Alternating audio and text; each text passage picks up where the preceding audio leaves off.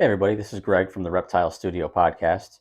I just wanted to take a moment to apologize to everybody who listens to this podcast or watches it for missing an upload last week. Full disclosure is I have ADD and I suffer with anxiety and depression as a result of that. And here in the Northeast US, it's been pretty cool and rainy. And me and the cold and clouds and rain, we don't mix. Um, so I've been pretty down and not wanting to edit. But here is our new episode. And it's fitting that this episode is with Bill Stewart, who's a lifelong herper and reptile educator and also a therapist. So we delve into that. So I figured this would be a perfect opportunity to air this episode. So I hope you guys enjoy it. So without further ado, let me introduce Bill Stewart. Hey, everybody. Welcome to the Reptile Studio podcast. My name is Greg. And to my left is Brian. Hi, Brian. Howdy. From Hudson Valley Reptile and Rescue. And I'm the Reptile Studio. And today, I'm really honored to have a really cool guest.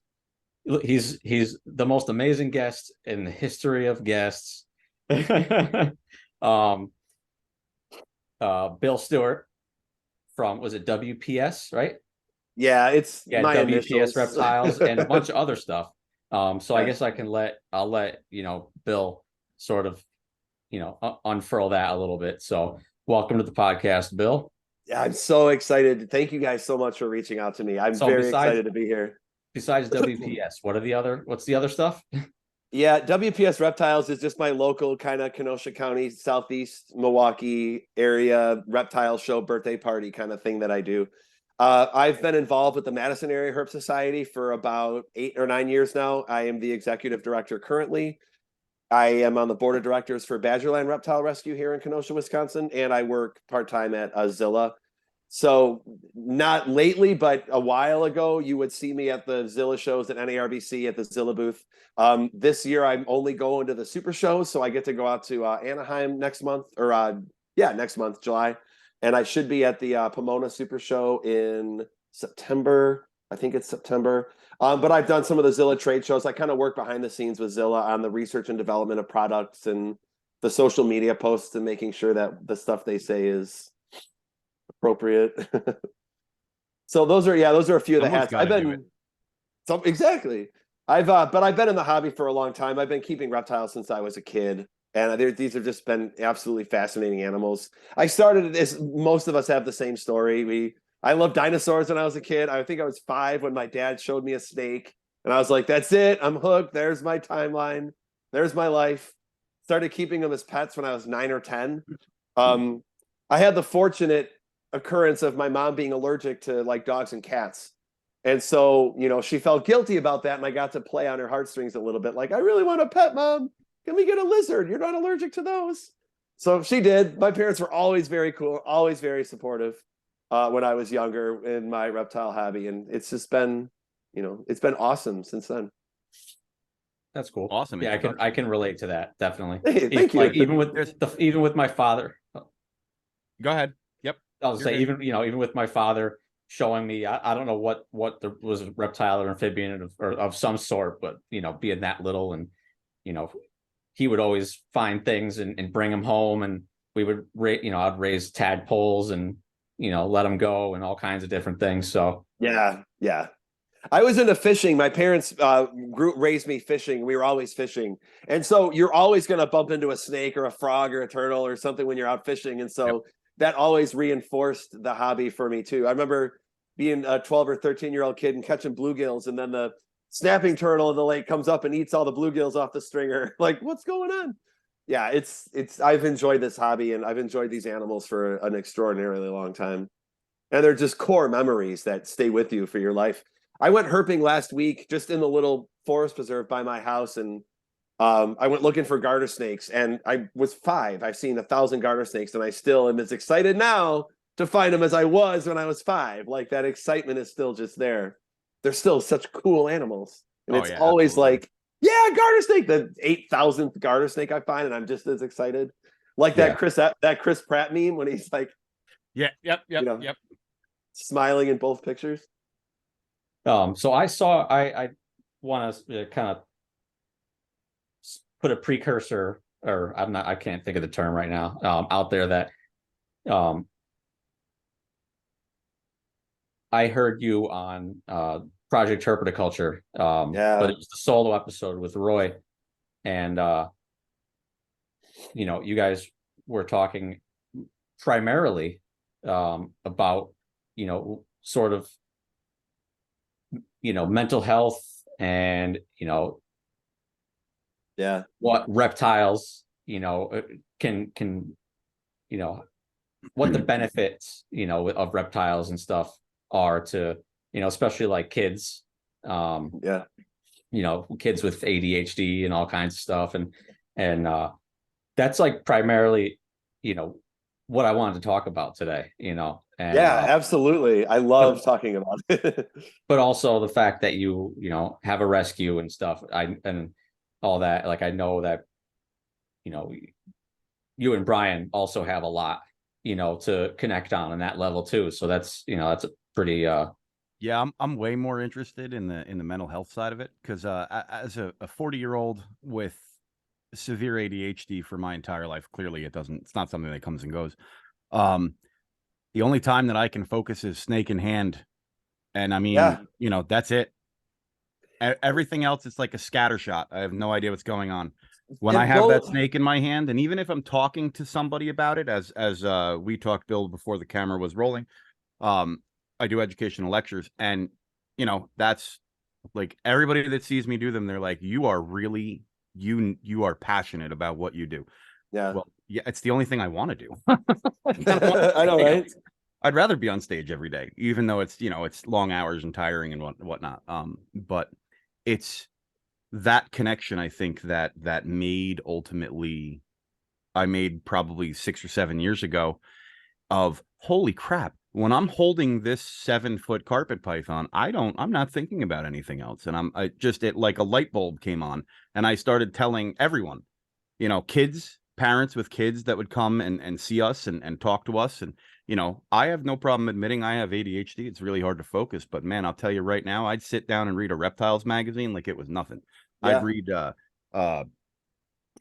any of the herpetoculture books that they're out of date and old at this point, so I'm not even going to mention them by name, but like it's just an amazing thing. I did poorly in school, never could sit still, always fidgeted, but at the end of the day, you put a crocodilian book in front of me, forget it, you don't hear from me for an hour or two. Yeah. Which That's awesome. And I'm so excited to be on these podcasts and have these conversations with you guys. And the conversation with Roy was awesome. We talked for a very long time. It was really cool. And I love hearing these stories because I've been keeping reptiles since I was a kid, and I probably anyone who knows me and has spent like a half hour with me is like, yeah, you got ADHD too, man. You. So I haven't diagnosed myself. I've diagnosed myself with it. I haven't been formally diagnosed with it. But all my staff were like, were you? Yeah. Yeah, that's awesome. And I think I've been keeping reptiles, for a long time as well. I've had reptiles longer than I've been in mental health, but I just see so much similarity, and I see so much of both of those worlds can support each other and help each other out. I think when we have, if we have mental health issues, I think we understand reptile behaviors a little bit more. I think we're a little bit more attuned to their behaviors and their needs. And then they can be coping for us. They can be, and I don't want to put the answers in people's mouths. I don't want to say, this is what reptiles can do for you.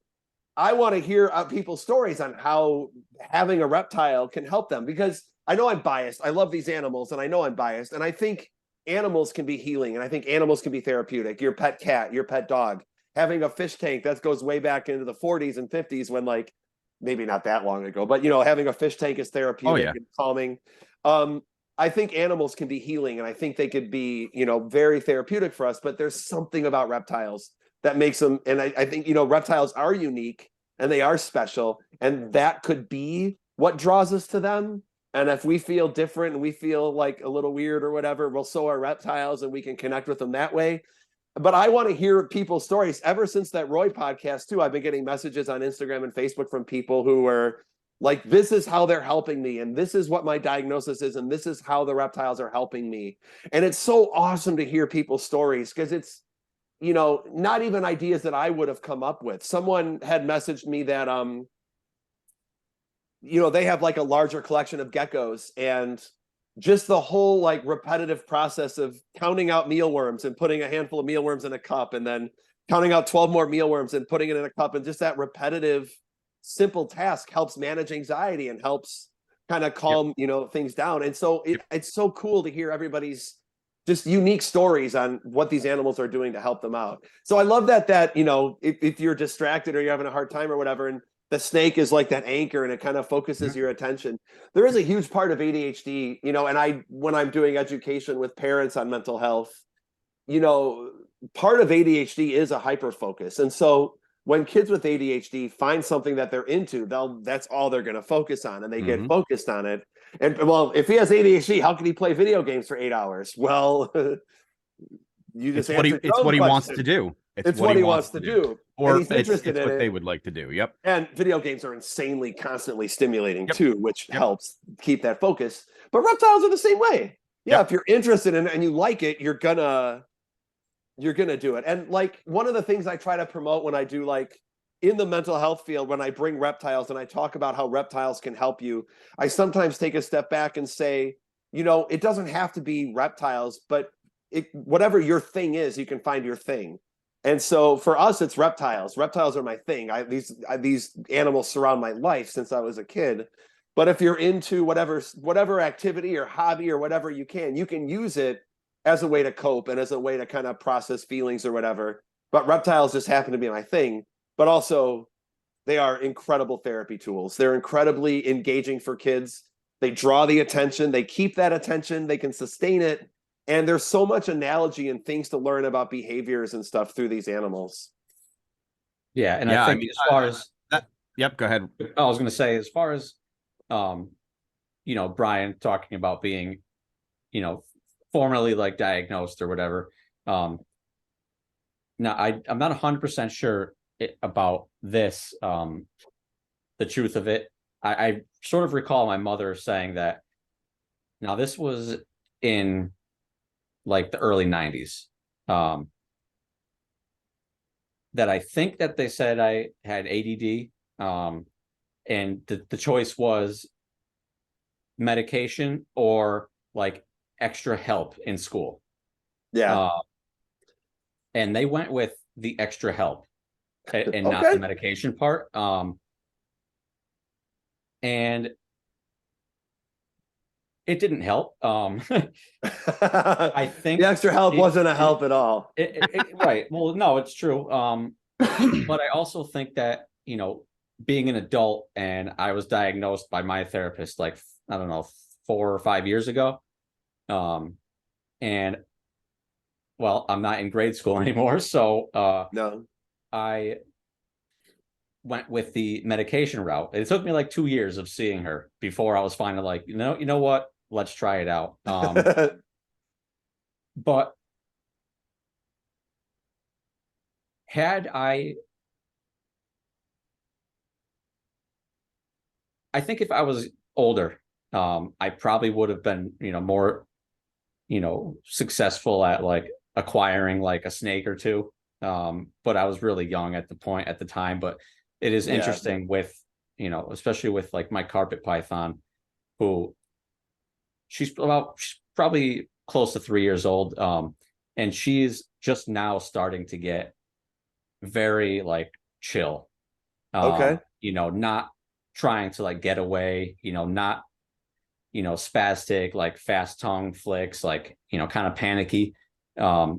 She's really starting to get like really, really chill and laid back. And there's something about her, not only like the feeling of like her muscles, you know, and kind of the way they feel like going through my hands and stuff, but when she's doing those really slow tongue flicks and like coming towards my face, but with those really slow, sort of like she's like interested to find out, or she's like very, I'm checking you out a little bit. like checking me out, trying to I'm figure more out what's comfortable going with you, on. but I'm still not 100%. Yeah, that thing, and I wish I could describe it to to like a lot of people, but something about that like behavior of hers, like I totally like clue in on that, like zone in on that, and like it makes me smile. Like she doesn't know I'm smiling. She has no idea what a smile is, but whenever she starts like coming at my face, like looking all like kind of just inquisitive, like it puts a huge smile on my face, and like that's awesome. It takes me out of whatever, whatever space that I'm in. Like when I'm handling her, it's like that other stuff gets like put to the side because it's not important at that time. And that's awesome. that's the only thing that I can think of that does that. And it's gratifying to there's so many different things I can comment on what you just said. But yeah, at one level, it's very gratifying to have an animal that was aggressive and then learns to not be aggressive with you. And through you holding your animal regularly and it, learning that you're not going to hurt it, figuring out that you're not food, you don't smell like food, you're not shaped like food, so I'm not going to try and eat you, and that you're not trying to hurt me. I don't need to have my defenses. And that process of bonding with the animal, I mean, that's exactly what we're doing. It's reciprocal. Like it's bonding with you. You're building trust in the snake's building trust in you. And it's so rewarding and gratifying to get past that. And Brian, you work in rescue too. So you've probably taken in animals that are aggressive, that have been mistreated, and they're solid fight or flight. Humans are fight or flight. We have fight or flight when we get stressed out, but reptiles are constantly fight or flight. Massively fight or flight. Exactly.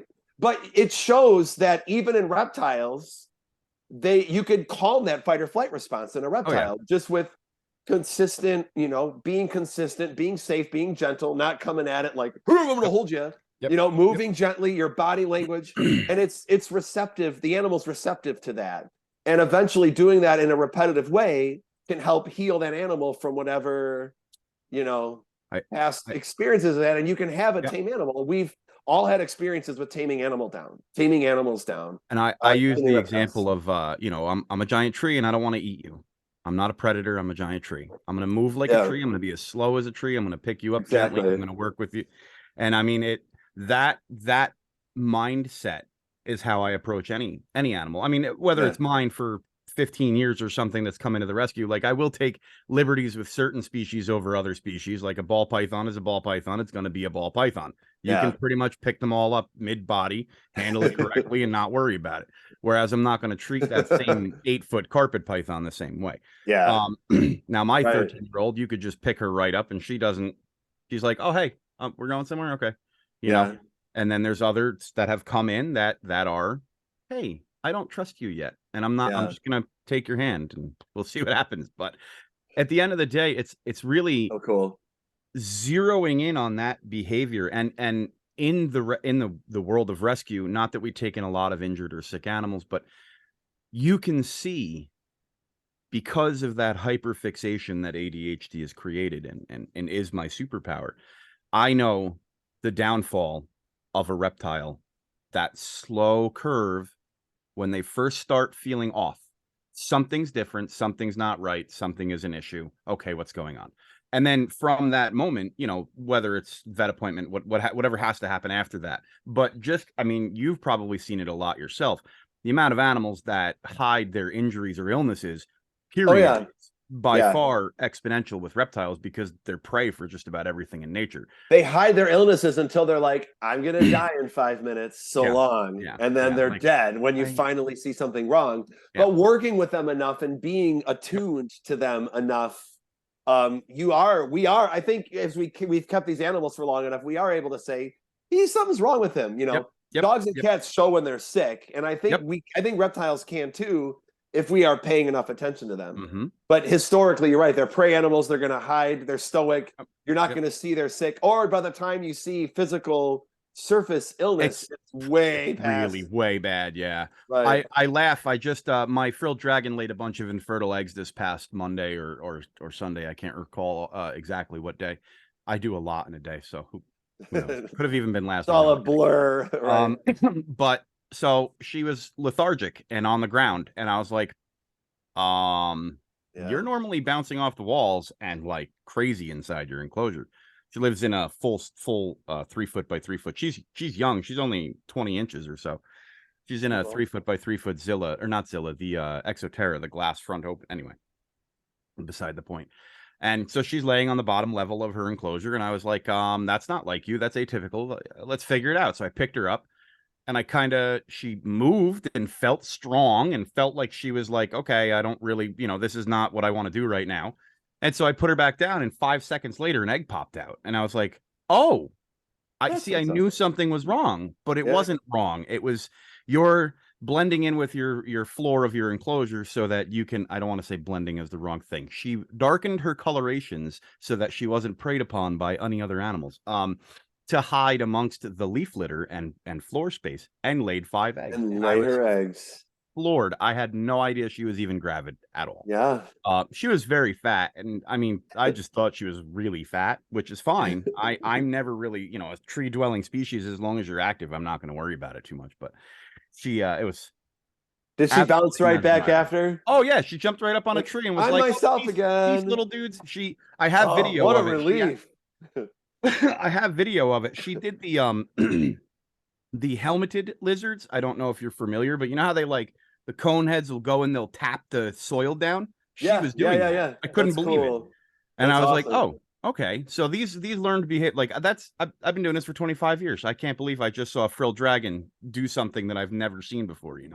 And I'm presented that kind of information constantly, and I think between ADHD, the understanding of how reptiles calm me down, on top of the possibility that I could learn something that I've never understood or learned before in a daily basis, is really what keeps me coming back. Just like you were talking about video games being like repetitive, quickly changing and attention grabbing, I feel like because of the amount of animals that do come in, because of the amount of animals that I do get to work with every day, there's always something new. So that is absolutely cool. I'm writing that down really quick, because that is honestly not something I've thought about yet in my merging of the worlds of reptile world and mental health world. That, because that never clicked with me, that connection. That's awesome that you said that. I say to a lot of people, like, I don't feel like I'm a reptile expert. I've been keeping these for a long time, but I don't want to ever call myself an expert, because I'm still learning new stuff. And 30 years into the hobby, there are new species I've never worked with, and there are new species that I'm not familiar with. So I'm always learning still. And you want to do your research before you get an animal, kids. Do your research first. But you learn so much by having the animal, and there's so many things that you learn by keeping and by working with them. But yeah, you're always learning something new, and it's never really dull and routine. It's exciting, and it keeps your attention in that way. I never thought of that before. That's awesome. That was a cool point. Going back, Greg, to the snake thing too. One of the things I like to talk about when I work with kids, because there are kids who are afraid of snakes that we work with. And then like either when I'm doing like the reptile therapy groups, or, I own the therapy clinic here in Kenosha. Impact Child and Family Therapies in Kenosha is my 9 to 5, Monday through Friday job. I'm the owner and the clinical director. We have 150 families that we work with through Kenosha County, and I have about 25 staff that I supervise. And I do have about 7 or 8 clients that I see myself for individual therapy still. But they all know I have reptiles. We have some reptiles at the office. There's a beardy and a ball python and a couple of crested geckos. I have a dart frog vib set up, which also that whole fish tank thing and calming down to like have a fish tank, dart frog vibs. Boom. Watching dart frogs in a dart frog vib. It's the same thing as a fish tank. But we do have kids that are nervous around the snakes or afraid of the snakes. And so there is something healing and therapeutic in working with the animal and learning to overcome that fear. But then I also I'll tell the kids, when you're holding the snake, you're watching its behavior to make sure it doesn't bite you, or make sure it's not behaving aggressively. And if he was nervous or aggressive, he would be doing this or this. He might be hissing, or his tongue flicks would be maybe a different way. or he would have his head shaped a different way. And those are the ways we can tell if he's nervous or not. And in you holding the snake and watching for its motions to see if you're a threat, to see if it's a threat to you, the snake's doing the same thing to you. So that trust relationship was reciprocal. And you're holding the snake and learning to trust it, and it's being held by you and learning to trust you. And that reciprocity, my brain's moving way quicker than my mouth right now. that reciprocity, no, right? We don't know what it's like. Nope. There's something very therapeutic in that as well. And these kids learning to overcome their fear, but at the same time building that trust. And then with that snake too, nothing feels like holding a snake. It doesn't feel like anything else. It's a very unique and only to itself sensation. Either they're sitting on your shoulders or they're on your lap, and you can feel the muscle movements over your hand. You know, I work with kids who like like the sensory pressure of weighted blankets. Well, hey, here's a 20-pound boa constrictor. Let's put him on your shoulder. So you cut out for a second. Yep, my bad. My internet connection at work is unstable. Sorry about that. You just said, say it again, because I have no idea. Where did we cut off at? The snakes, the trust. Right. You came back in at the boa constrictor on your shoulders. You left at, I don't know, probably 4 seconds before that, which sounded like you were just getting started on a real point. Okay. Sorry. Okay. Take 5. There we go. Perfect. So yeah, the kids that we work with, there's something very therapeutic in just overcoming your fear and building that trust with the animal. The animal's building that trust with you. And it's, you know, that, I don't want to say symbiotic, but that kind of balanced, like reciprocated trust that you're working on. And then just sensation. Holding a snake doesn't feel like anything else. It's such a unique experience. And so there's the tactile, there's that sensory thing. And then I was saying that I work with kids on the autism spectrum who enjoy like that pressure, like weighted blankets or weighted vests. Well, here's a 20-pound boa constrictor that can sit on your shoulders, and that calming weight sensation on your shoulders, there's something therapeutic in that as well. And so it's just so multi-layered. And so, Greg, your story about holding your carpet python and how it's learning to trust you and flicking at you, and you're finding a calmness and a peace of mind in that moment. And there's a therapeutic coping in that moment of you having the trust with this animal and just having that connection with that animal, and it having that, I don't want to say connection, but yeah, like the snake obviously trusts you as much as you're trusting it. It's not going to bite. You know his warning signs. You know what he's going to do if he's getting nervous, or if he's like, hey, I don't want to be held today. There's the tactile, the scales. You know, I love doing reptile groups with kids where, you know, petting a tegu is not the same thing as petting a blue-tongued skink. And it's not the same thing as holding a hognose snake and then a ball python. And so even kids that are nonverbal can benefit from that tactile, you know, that sensory feeling of those different feelings.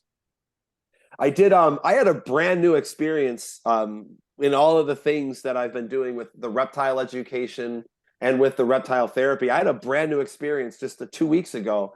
I brought a bunch of reptiles to a middle school, a 4th grade group of kids, and we did 4 different shows with different, and it ended up being like 450 kids total, but it was like 4 45-minute slots with like smaller groups of kids. And one of the boys in one of the classes was visually impaired. And so he couldn't see the animals. And I got to spend a little bit of extra time with him describing the animal, and him, you know, I have a giant red tegu now named Ralphie, who is just fantastic for these shows. And so this boy got to like touch Ralphie's head and his jowls, and how the scales feel different on the back, and then they feel different on the sides and the bellies. And he like touched every inch of these animals, and he got to experience the animal in such a different way by obviously he can't see it. So it was such a cool experience to interact with this boy and have him interact with these animals. It was really cool. It was very rewarding. I dug it a lot. I have done lectures and there were deaf kids involved. So tactile was the only real, you know, the only way I could communicate anything. And similar experience, touching it and understanding it, and you know, knowing that it wasn't going to hurt them in any way. And as a presenter trying to explain that without my voice was like you had to think outside the box, figure out how to communicate with someone who can't necessarily understand the way that you communicate naturally. Exactly. And That's so it was cool. remarkable. Yeah, it's an awesome experience. I've never had someone who had sight impairment ever. Maybe in a crowd that I wasn't, I would have definitely taken time out of it to definitely try and let them experience more. But presenting to kids is always a really remarkable circumstance. It is. may start the same every time, but it isn't ever the same, ever. At 100%, exactly. Yep. I've been doing educational lectures for a very long time. I've been since 2004, and I had the first couple of animals, and it was a matter of understanding we have a lot of strict reptile laws here in New York State. I kept big stuff, gators, big snakes, things like that in the past. And that was our primary function, was to take in the banned species here in New York State. And and so you couldn't let anybody touch an alligator in New York State. You'd lose your licensing. So okay. Yeah, it's still the same. It's not any different, just so we're clear. I don't have alligators anymore, or crocodilians at all. But the trying to navigate, because in New York, our animal shows are technically, because we fall under the category of an animal educator, are supposed to be non-contact. Let me tell you, I have an 18-year-old ball python who's been doing this with me for 15 years. He is definitely contacted a lot.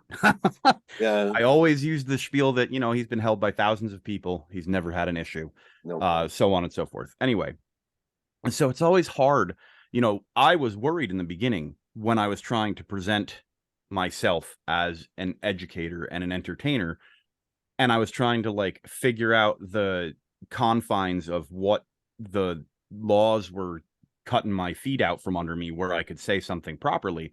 That I will do. I do not have a problem allowing children to interact with my animals, and no, at no point in a show is somebody in danger, period. It's one of those situations where just because it happened to somebody at some point, it became a negative situation for us. Right. And I was using this example specifically to talk about your shirt that you're wearing, which we'll get to in a second. Zoom has it reversed. No, not for us. So you're good. not Okay, mirrored, just me. right? Yeah. Awesome. So it's a matter of being able to have those same interactions with animals that I had when I was a kid. I can remember clear as day in Catholic school that I was up on stage holding the head of a reticulated python, which was at least 15 sixth graders long. Clear as day. Can't remember what I had for dinner. That was an hour ago. Remember that like it happened yesterday. And more memories. And I can also remember the owl and showing 3D hearing, where they crunch the piece of paper and the owl looks right down and at it. As clear as I'm telling you, as clear as anything. Like, I don't even remember when my kids were born sometimes, and I can remember this stuff like it's nothing. But in a place where laws come down quicker here in New York than a lot of other places, now I would say Florida probably has the most strict stuff, but we've been at this since 2005. This isn't our first party. It's unfortunate to take the power away from a proper presenter, and because other people screwed up, you can't let anyone do it. And I don't feel that that's a necessary thing, but I don't think enough people understand what organizations like USARC are doing. And real quick, if you were talking to somebody who wasn't a USARC member, how would you get them to sign up? How would I get them to sign up and join USARC? How would you direct the conversation? And don't feel like I'm putting you on the spot. That's a really good question, because in my mind I'm thinking everyone I know supports USARC. Right. Non-hobby people, I try to explain to USARC that Well, they support keeping these animals responsibly. And so on one side of it, Phil and everybody at USARK wants to make sure that the laws and ordinances in all of the states are ethical and responsible and not overly reaching or overly restrictive. But then also that, there's a side of it I don't think we talk about as much, is that there's a responsibility in keeping these animals, and there should be expectations. And one person, but it happens in life where one person kind of spoils it for everybody. It happens in schools. One person messes up, and now there's laws and there's all these rules to follow or whatever. USARK is so important to support, and whether you just keep one leopard gecko as a pet, or you are a breeder and you have hundreds of these animals, or you're an educator and you have all these species, USARK allows you to do that. So many people have no idea how much behind the scene, stuff is going on. And USARK announces, hey, there's an action here, and hey, there's an issue there, and there's an issue here. There's a lot of stuff that's happening that Phil and them are dealing with that they don't even advertise. There's little tiny things here and there that pop off, and the laws can be written so vague where it might be like, hey, we're going to ban people from breeding chickens in the county. And you think, well, that's not going to affect me because that's chickens. But they can take that wording and translate it to anything that they want to translate to. And so we have to be vigilant. We have to pay attention. But if, I sound like those, for $5 a day, for a cup of coffee, you can support this great cause, but you can't. I mean, I think I don't even remember what my membership is to USARK, but I don't notice the money being gone. Right. My bank account doesn't miss $5 or $10 or $15 a month. Right. But the impact that USARK has on my ability to travel and educate and bring these animals to people.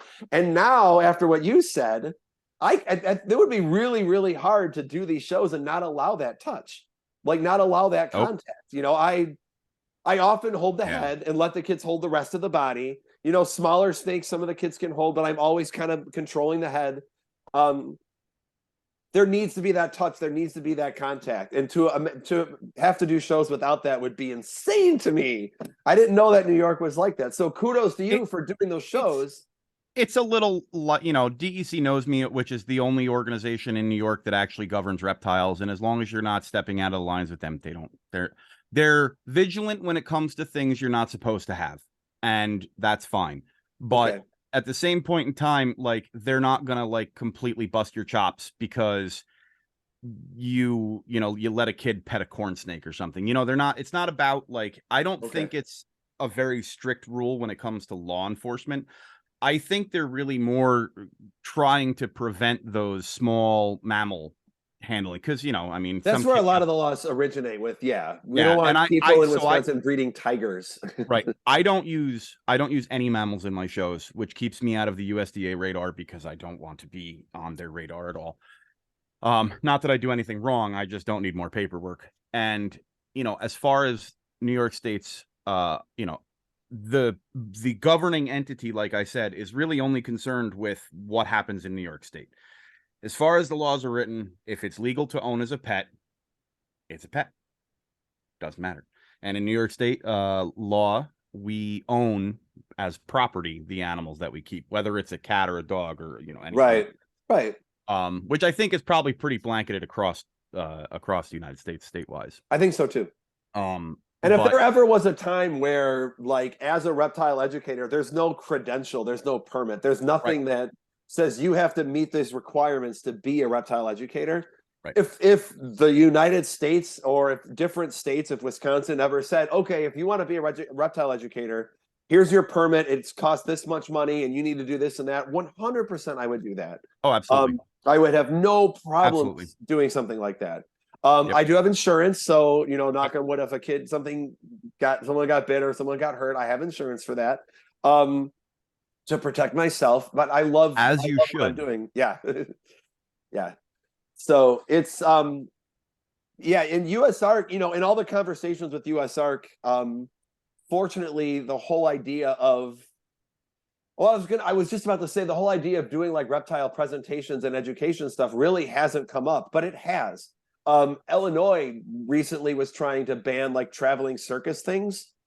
And if that law passed, it would have included the traveling birthday party reptile guys. So Illinois recently did that, and luckily it got stopped. It didn't pass. I have a few really good friends in Illinois that do huge. Their whole livelihood is reptile shows.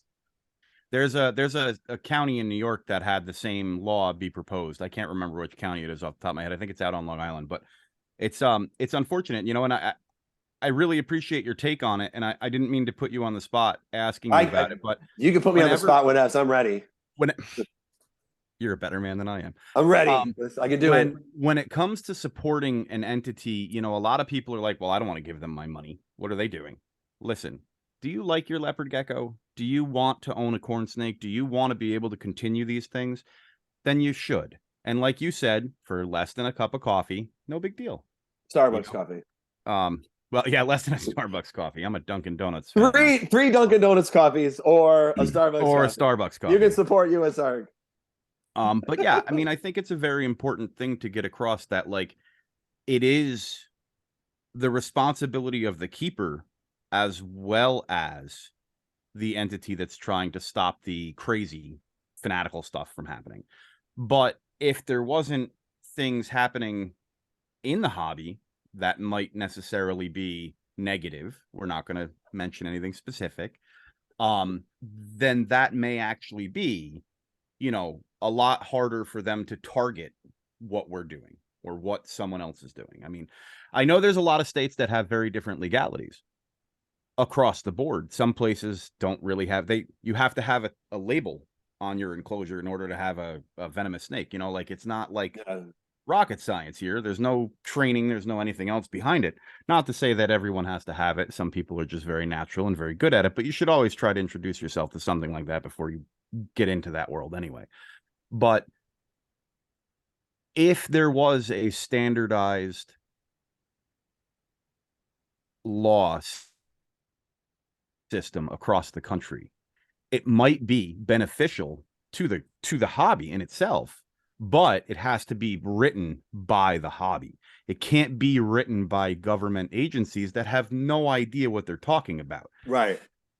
And hopefully we get to a point where any of these ordinances that are coming from different, so I keep saying ordinances in villages, like in Wisconsin, it's the Wild West out here, and every county and every village has its own set of laws. So where I live in Kenosha, I'm allowed to have the snakes, I'm allowed to have my gator, I'm allowed to have those things. If I move to Racine, I can't have my gator. If I moved out to Janesville, Wisconsin, I can't have constrictors. So my 13-inch baby rosy boa I would have to get rid of because you can't have constrictors. Technically a constrictor. It's a constrictor.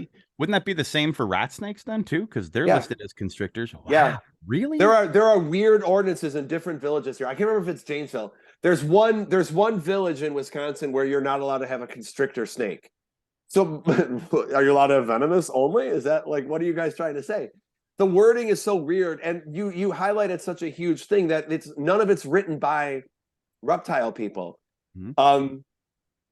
We had I can't remember I think it was Pleasant Prairie, Wisconsin. There was one ordinance where you're not allowed to have a reptile that's bigger than a bathtub or something. So you could have a 13-foot reticulated python that curls up in a bathtub, but you can't have a basilisk whose tail is longer. Like, the language in writing these things is weird. And hopefully we can get to a point where Phil and USARC, instead of fighting all these ludicrous ordinances, is working with these different states on writing appropriate ordinances. Right. I don't think we're ever going to take ordinances away. And some reptile people don't like when I say this, but I'm not opposed to ordinances. Nope. If Wisconsin said, hey, if you want to keep your gator, you need a permit. You need to pay $25 a year. And we need to come and inspect your cage, I would sign up immediately. Yes, yep. Here's my permit. Come and see my tank. If it's not good enough, I'll fix it. Like, I have no qualms with permitting, and I think it would help some of these animals not go into the wrong hands, and then they end up in our rescues. But sometimes people in the hobby don't like me saying that, but I would fully support that kind of a thing. But I wish that I hope USARC and Phil can get to a point where we're being more proactive in working with cities on having reptile people help to write ordinances that are fair and appropriate and not overreaching and not ridiculous. I Yeah. sat in a village. This isn't like mental health related either. I sat in a village board meeting years ago. There was a city that did not have, they had no reptile ordinances at all. And so there's a guy who breeds ball pythons. He had a collection of about maybe 150, 200 ball pythons. And the neighbors found out he had that many. They called the police on him. The cops came and said he's not violating any rules, he's not breaking any laws, and his animals look healthy, he's doing a great job. The city then went and created an ordinance and wouldn't grandfather him in. So then he had to get rid of his animals or move. He moved. And I sat in a village meeting for 2 hours talking about stuff. And then at the end of the day, the guy goes, yeah, you guys did a great job, but snakes scare me, so I'm going to write this ordinance. Like, are you serious? It's ridiculous. Wow. And that's another scenario where just simple education, If he was we had done receptive his to it, show, if we Yeah. had done a show for him when he was a kid, it Yeah. wouldn't have been an issue. And I can don't, you imagine? Yeah, right, it's not a brag. I'm not trying to say that No. we're amazing people or anything. I just meant if we he are. had But it, you can put that pin in your hat all you want.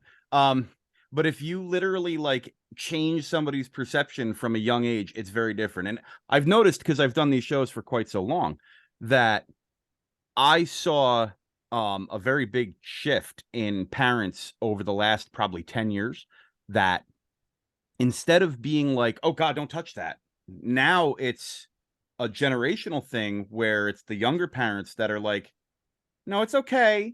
They scare the crap out of me, but I'll go look at it. I'll get close Yeah. because I don't want you to be afraid of it forever, you know. And it's a conversation I have at every table demonstration and in basically every show that I do. And they'll take the picture and they'll get close and they'll do it, and they're like, these are not for me. I don't like them.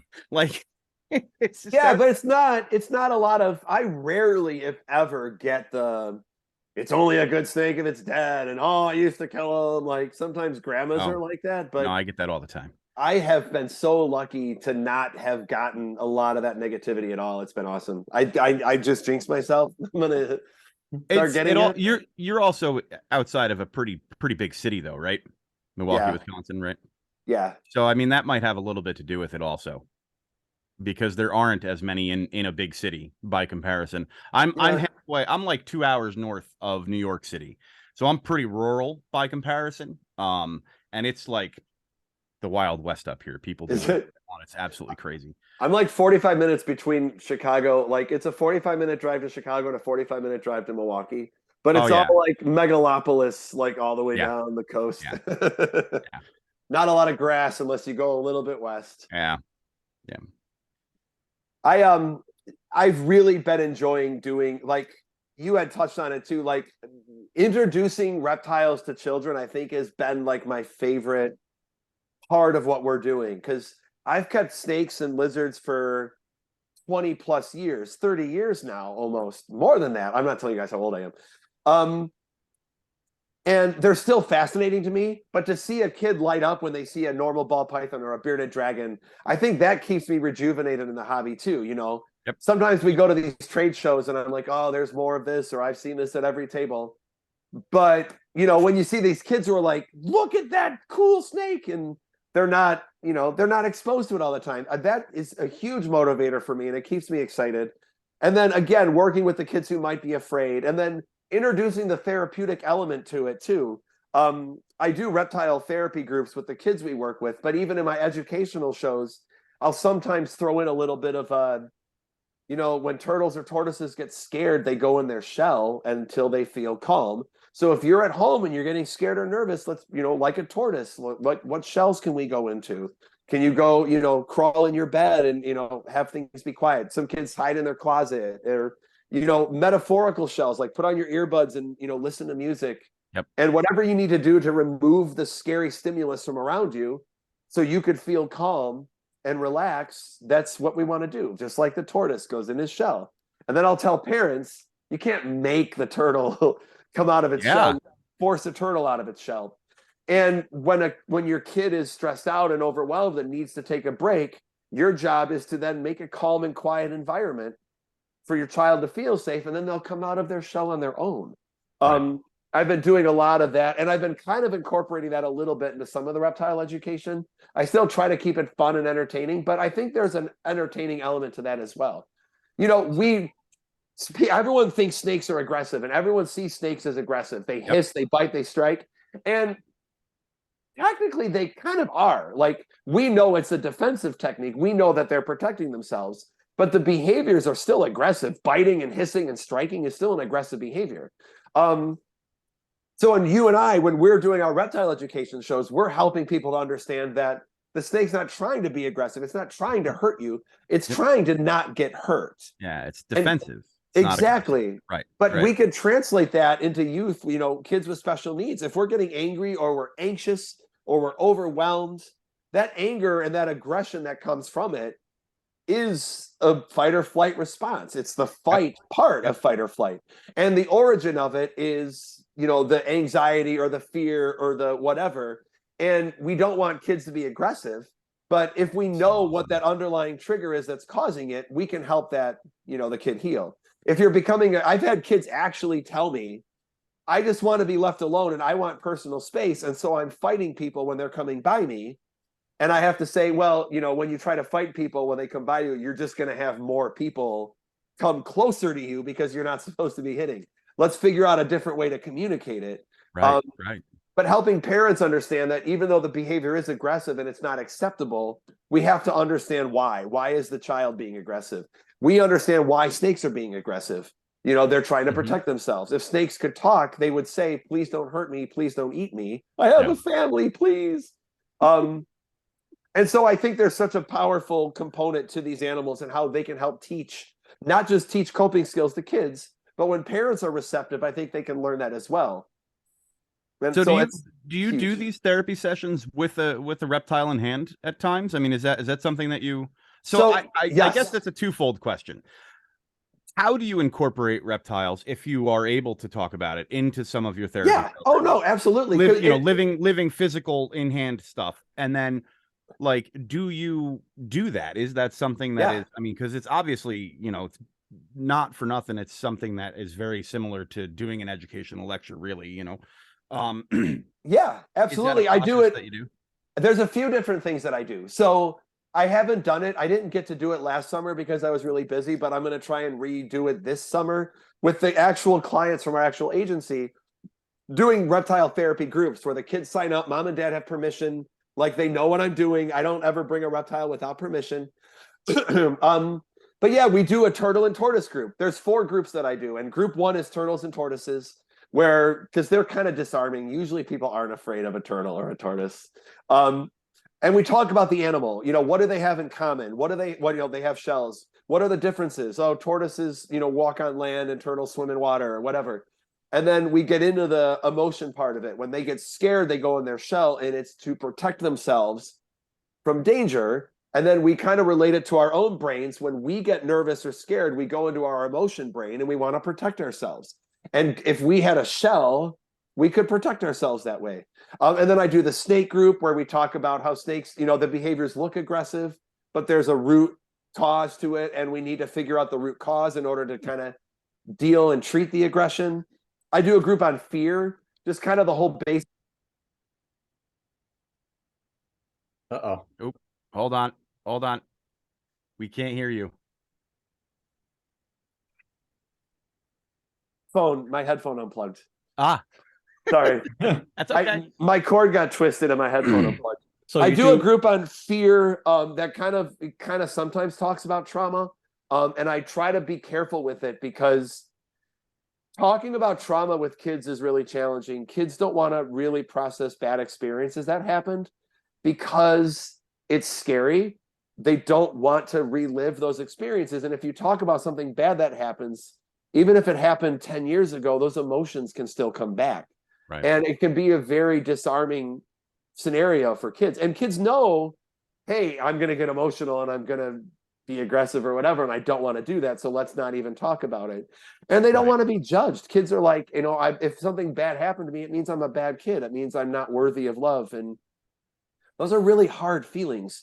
So in working with trauma kids, one of the things I always like to say is we can talk about trauma without actually talking about your trauma.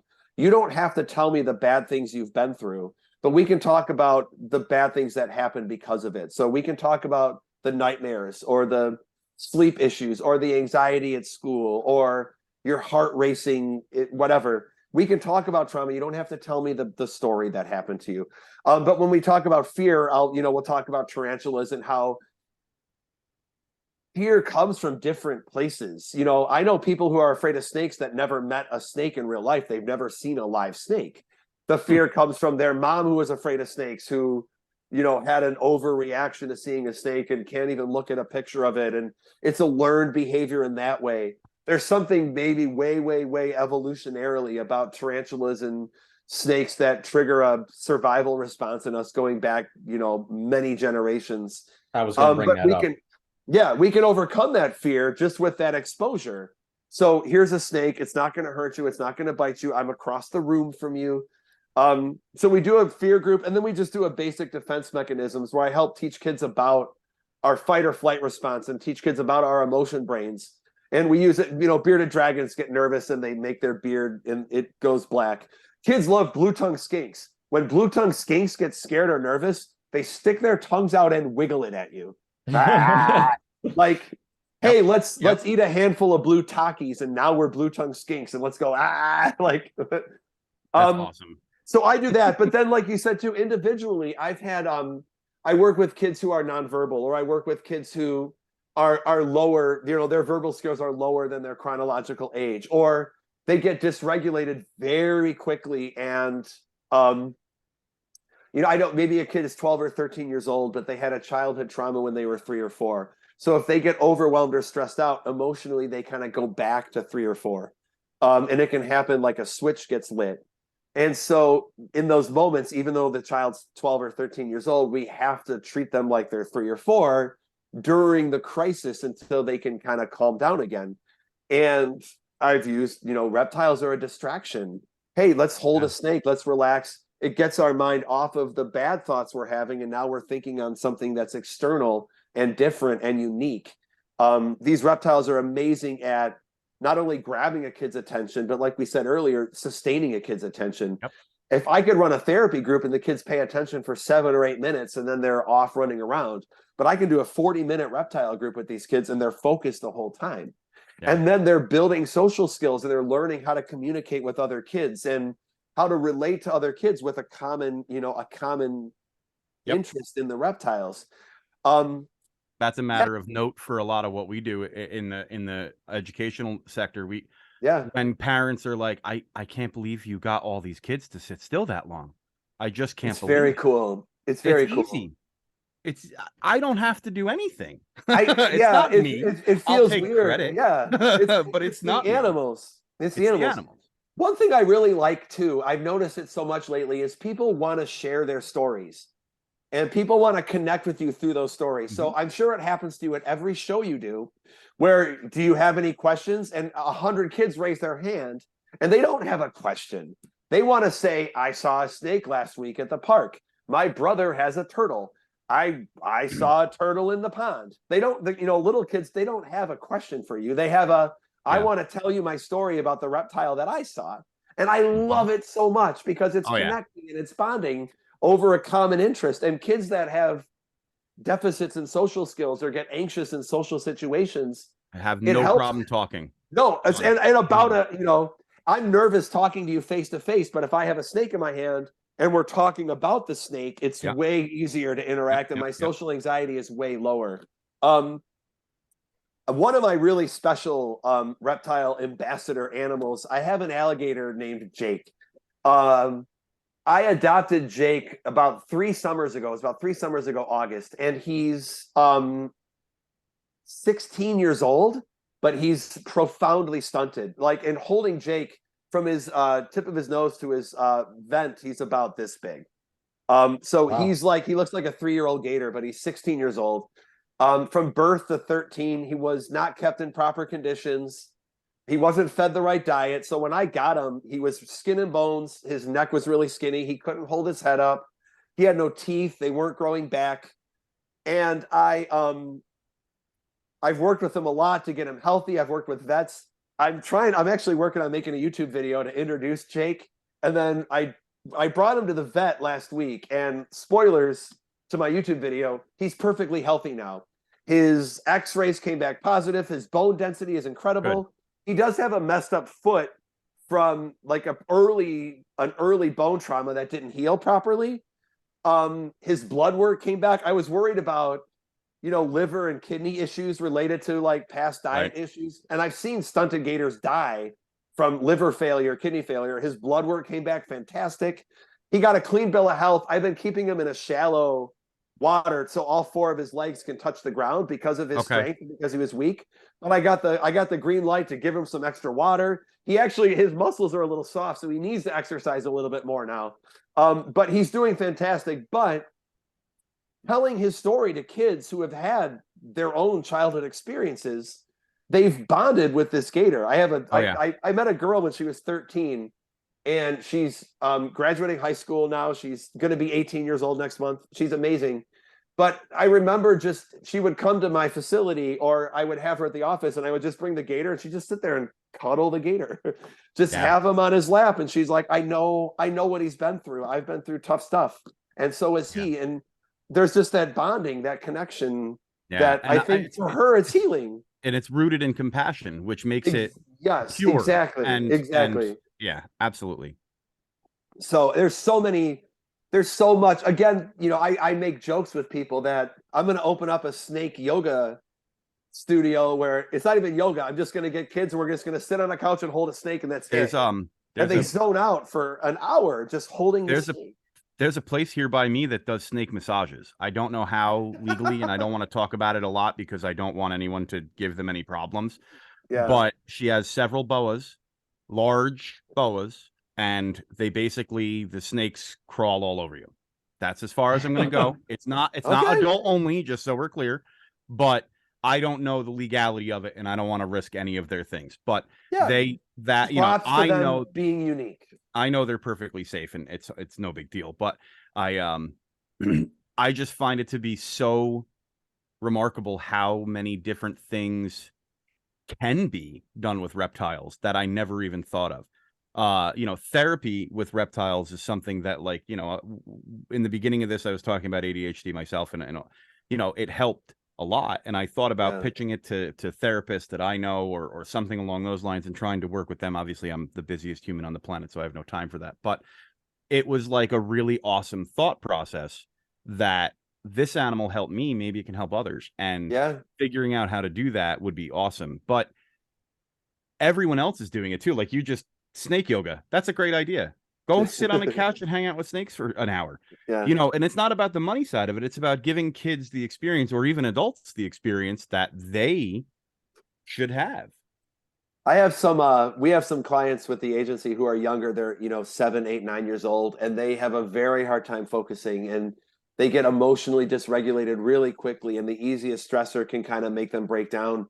And their focus is maybe 3 or 4 minutes, and my staff who works with them will bring them to I'm at my therapy clinic, but I have a reptile facility 5 minutes down the street.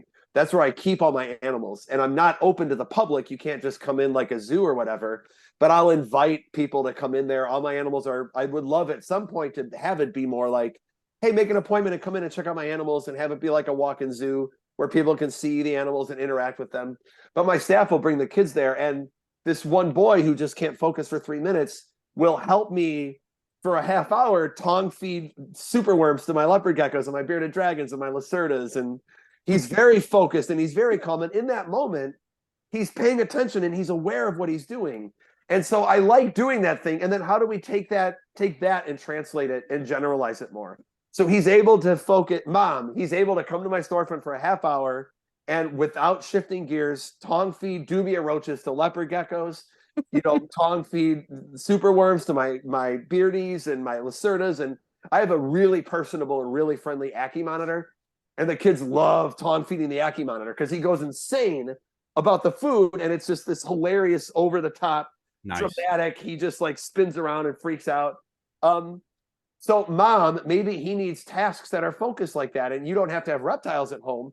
But are there tasks that have a similar type of engagement of tongue feeding or whatever? I'm very blessed in the trajectory that my life and my career has got me to, where I'm able to work with these animals and just keep these reptiles as pets. They're just incredible. And then the mental health field, I've been very fortunate in that as well. And I love this new kind of interest and spark and kind of merging these two worlds. And I have had other therapists message me over the last 2 or 3 years, like, hey, I'm a therapist and I also bring a snake every once in a while and we're trying to do it. So I'm kind of networking with other therapists. I don't think, there doesn't need to be a license. I wouldn't want just anybody saying, oh, I'm going to bring my snake to my kid's therapy session and then the kid gets bit. Like, we have to be responsible. And we have to be responsible. We have to know what we're doing as a therapist, and we have to know what we're doing as an animal educator. And you have to take both of those experiences and merge them together. Because I still have to make sure the animal's safe. I still have to make sure the kid's safe. I have to watch, and you have to do it as an educator too. I'm watching my snake's behavior, and I'm watching 100 kids at the same time like a chameleon, and I can see that one kid over there is a little nervous. This kid's a little aggressive and heavy-handed when he pets, so I've got to watch that, and I got to see 8 animals. Like, I only have 1 animal out at a time, but I'm like watching. But even still, you got to watch the bins on the floor down, a little bit to your right. I get it. I left the lid off my Tegu and making sure the kids aren't like, "What's up, Tegu?" Like, my Tegu likes to take his own lid off. That's what he's good at. They're fun animals, man. Yeah, it's been such an exciting thing. And I love, you guys reached out to me. That podcast with Roy was incredible. And I'm very excited to be able to have these conversations and, share these dialogues with people. And I'm getting messages on Instagram, people telling me their stories. This is why I'm in the hobby, and I love these animals, but I also have ADHD, and this animal helps me because of this. And so if I ever get to a point where I can slow down in my life and write a book or be more active in that area, I have a lot of people to reach out to and hear how reptiles help them and how reptiles have helped them manage their symptoms and function. It's so extraordinary. Yeah, it's nice to not feel alone too, No, I've said it on so many other podcasts, but yes, mental health treatment is still very stigmatized, and people are afraid to talk about it. Men are afraid to talk about needing mental health and needing help. I think we're getting way better. I think we're accepting it a lot more, but I think in the general population, mental health disorders and needing treatment and therapy is still kind of frowned upon. It's still kind of stigmatized. But in the reptile hobby, we're so open to talk about it. And as much toxicity and kind of weird stuff as there can be in the reptile hobby, I 100% shout out that we're able to have these conversations. And I'm friends with 1,000 people on Facebook, and I'll see a post, my anxiety is really, really bad this week. I'm having a hard time. There's 150 comments. We're here for you. I got you. My anxiety is really bad too. This helps me. And just the reptile hobby's ability to not stigmatize mental health and embrace it, and embrace our uniquenesses and our challenges and help each other out and support each other is so phenomenal. And the general population needs to learn from us that it's okay to have those conversations. Yeah. I think there's like maybe this general, thing of where like people, now this is just me, hypothesizing, for off my own like things that I see and things that I've experienced, but I think there's like a general sort of normal rule where I think, because first of all, like, what is normal? What is it? I don't know. So, but I think potentially there's a lot of energy put into trying to be normal. And because for one, there's no definition of that. So what is it?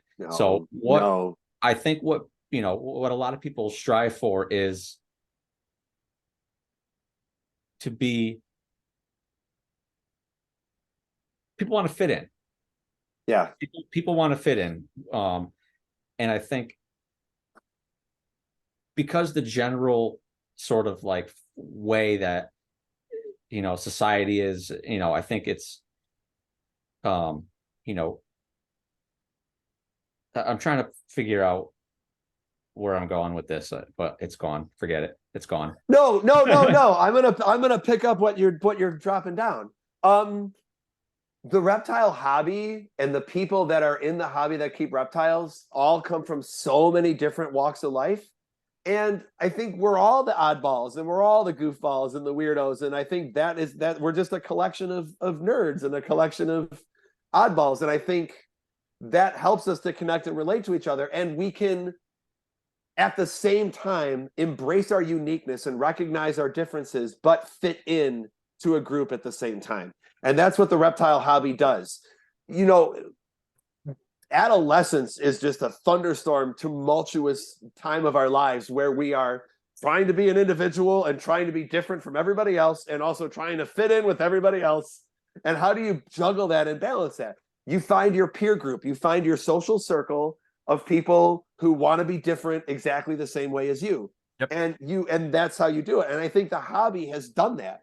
I think the reptile hobby is brought together and become a place where I'm me and I'm accepted for my differences and I'm accepted for my uniqueness. And there are other people that have differences in how they are. And this guy's different from me, but we all recognize that difference.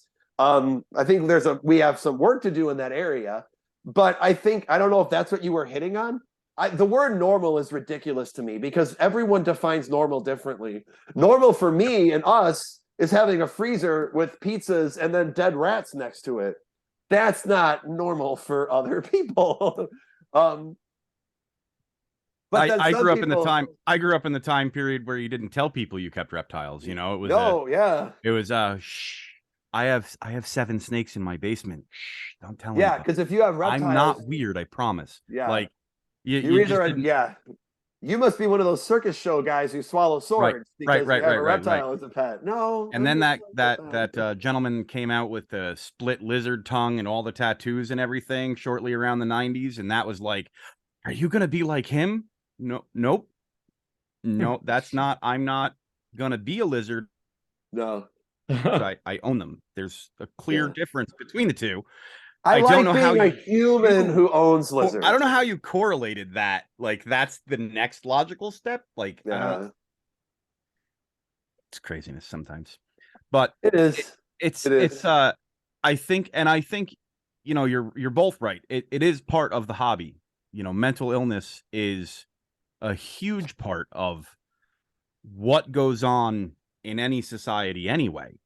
And the fact that this hobby in particular has maybe drawn a lot of people with certain things that are going on in their life, you know, specifically like ADHD, you know, that might be one of those commonality factors, is that a lot of us already are aware of our mental health, and we are strong enough as individuals to say something about someone else's mental health, or being conscious of them if their Facebook post wasn't quite appropriate today. And hey, what's going on? You all right? Yeah. You know, I've gotten stuff like that before, you know, where people are like, you don't know, like, that post was a little off. Hey, just checking in, man. You good? Yeah. What's going on? What are you doing this weekend? You want to come hang out? I haven't seen you in a year, you know, like, you sure everything's good? You know, that kind of stuff. And I think the openness of accepting everything else that a person does because you're a reptile keeper on top of it is that triggering decision-making situation where it's like, yeah, you're a human, but you keep reptiles, so I already like you. I already like you. You're already here compared to, pardon the expression, normals, but, you know, we're going to use it. You're already here. Normals. You know, I trust your ability to keep another animal alive, you know? Yeah. Oh, you're a parent? That's great. But you have reptiles. Oh, that's really cool. I'm listening. Nice. Now. What do you keep? Like, what's your skill level at? You know? It like, definitely has, as a community, we have a responsibility for making sure that we're connecting. I'm a very like optimistic, positive dude. And so I know that there's toxicity in the hobby. And I know that, you know, we don't always get along and there's, you know, conflicts about this or that. I try to look past a lot of that stuff and look at the broader picture of things. there's so much more positivity and there's so much more strength in the hobby. Really quick side note, one of my pet peeves is when people make these Facebook posts, the hobby's so toxic, the hobby's so toxic. Well, you're adding to it by making that post. Perpetuating it. Yeah, you're perpetuating the toxicity by complaining about how toxic the reptile hobby is. Nothing is perfect. And yes, there are little issues here and there. But taking a step back and looking at the hobby, there's so much more strength in it. There's so much more positivity in it. Going to these Tinley, these NARBC auctions and watching how this person's sick, this happened, Brian is sick right now, and we all know Brian Barczyk is struggling, and just how quickly the hobby unanimously has just kind of, he needs help. Let's figure this out. Let's do this and that. I've been at auctions where we've raised money for other people who have had illnesses, and to see everyone be able to, in a flash, set all of your differences aside to jump in and support your fellow reptile keeper. It's so, I get such warm fuzzies from it. And I just want to keep our mind going in that direction. As a rep, yes, we have beefs. Yes, we have issues. Normally, too, our issues are always just about the animal and our views on how we think the animals. At the core of it, we all just want what's best for our animals. Yeah. And so some of our insight is about that. But I think you're asking an entire group of people who are antisocial by nature to become social, and I think this is I'm writing that one down. This is conceptualizing because as an animal person in general, like I meet people at different functions who are animal people in general, not just reptile people specifically. And a lot of what draws humans to the companionship of animals is antisocial behaviors. And in the confines of those descriptions, you get this, well, I don't want you to tell me what I'm doing is wrong. And then this person who might have been caring about the animal's life gets offended. The person who was doing the behavior and, obviously is already clearly offended. Now you have two people who have no clue how to talk to people or defuse a situation going at it. And like, if they're good at typing, it's Facebook. Everything you just said with the added seasoning of anonymity on Facebook, where you don't know that I'm a 6 foot 300-pound man, right? You don't know that. I bet you it'd be a very different conversation in person. If your profile picks a cat, I don't know what you look like. Right. And I'm not looking at your face to say these mean things about you and have your empathy or your sadness come back at me. So I think you're right. Between social media is complex. Between antisocial tendencies and the fact that we are anonymous behind the keyboard, you have the freedom to do and say whatever you think you should. And to some degree, you just never learned proper social behaviors in that situation. Most people I know don't want to be told they're wrong, whether it's in person or not. A lot of my personal friends who aren't animal people and think I'm crazy, they are 20 plus year friends and they don't want to be controlled in any way with anything that they're doing either. It's an interesting conversation because, when I work with kids, we talk about how like kids kind of tie in their behaviors to how they feel about themselves. And so if a kid makes a mistake or does something bad, then they feel like they're a bad kid. Mm-hmm. So are we talking about grown-ups who are adults now who, if I tell you did something wrong, that means you're a bad person and you don't want to be a bad person, so you can't admit you did the wrong thing, where it's okay. And being a good person means, hey, these are my flaws. I made a mistake. I'm going to fix it or whatever. I don't know. Maybe that's something that's happening. Hey, I'll take a walk down this lane with you. Anger management taught me that I'm not angry first. I'm upset first. I just never learned how to deal with that. So my first emotional reaction is actually, you hurt my feelings, not, I'm going to punch you in the face, dude. You better back away. So there you go.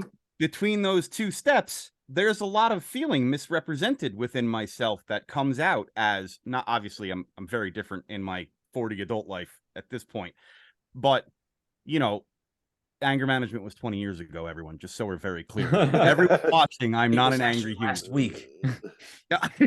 You're doing very well right now. Good job, man. I promise it's 100 degrees in here. My face isn't red because I'm mad.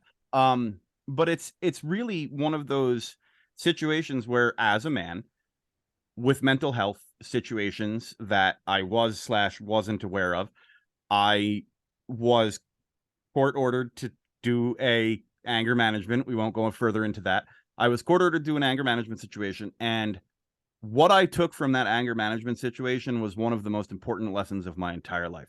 I have the mouth of a terrible trucker, and I cannot stand getting stuck behind slow people or a driver cutting me off or any of those situations while you're driving. And, you know, the anger management counselor was phenomenal, and he looked right at us and he was like, so if you were in that car and that car was driven by you and cut someone off, who would you be thinking about? Would you be thinking about the car that you just cut off, or would you be thinking about whatever was going on in your life? The problem is that you, as the driver of the car that gets cut off, is taking it personally. That car doesn't care about you in any way. Yeah. They're doing what they need to do to further their traffic driving, whatever the case may be. And I took from that, I was like, you know what? He's absolutely correct. I'm reacting, and it's my problem. It's not his problem. It's my problem. Yeah. So why would I react like that anymore? What, raise my blood pressure, get all kinds of mad and scream out the window for no reason? Like, why do it? It's a waste of time. And so 20 years on at this point, I've now had I've had children and all kinds of other stressors that, like, you know, you just want to sometimes, but go to sleep. It's a matter of keeping yourself cool and calm. It is.